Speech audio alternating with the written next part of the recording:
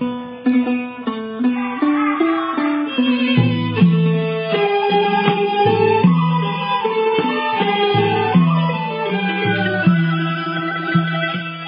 ภาษิตกำข้าวกำบะเก่าล้านนาภูมิพญาคนเมืองวันนี้เสนอกำว่ามีดพระบ่มันฝนมันจั่งเป็นขี้เมียงคติก่อนสารใครการเนิ่นจ้าเปิ้นว่ามีดพระบ่เขียนบ่ฝนใจเป็นอาวุธย่ำยุดผจญจั่งบ่มีคมจมเป็นขี้เมียงจักฟันอันใดปึกไปบ่เสียงโบราณเตะเตียมเพียบไว้เพียบคือพญาปัญญาหอดไร้บ่ฝึกฝนให้ชำนาญบ่มั่นเฮียนหูฝึกหัดจัดการเมินนานเสื่อมหายหมายเสียงวิชาปัญญาปาเป็นขี้เมียงสนิมพอกพูนต้นจ้าเปรียบเทียบสั่งสม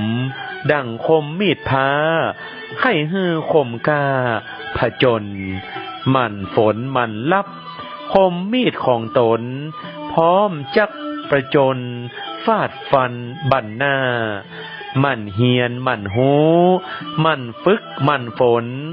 ซักซ้อมพร้อมจนปัญญาแก่กล้า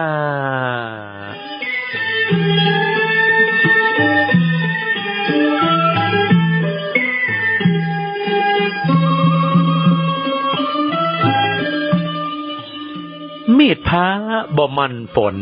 มันจั่งเป็นขี้เมียงความหมายไร้การฝึกฝนทบทวนทำความหูความชำนาญแต่เก่าก่อนก็จักเสื่อมสูญได้อุปมาเหมือนดั่งโบราณเปรียบเทียบไว้ว่ามีดหรือพระ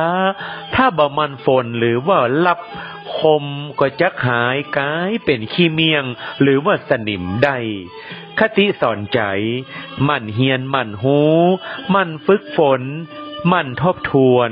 ความหูเก่าก็จักมั่นคงความหูใหม่ก็จักเพิ่มพูนสุภาษิตกำข้าว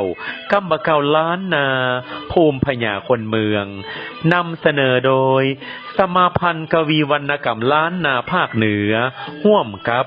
สถานีวิทยุกระจายเสียงแห่งประเทศไทยจังหวัดละปูน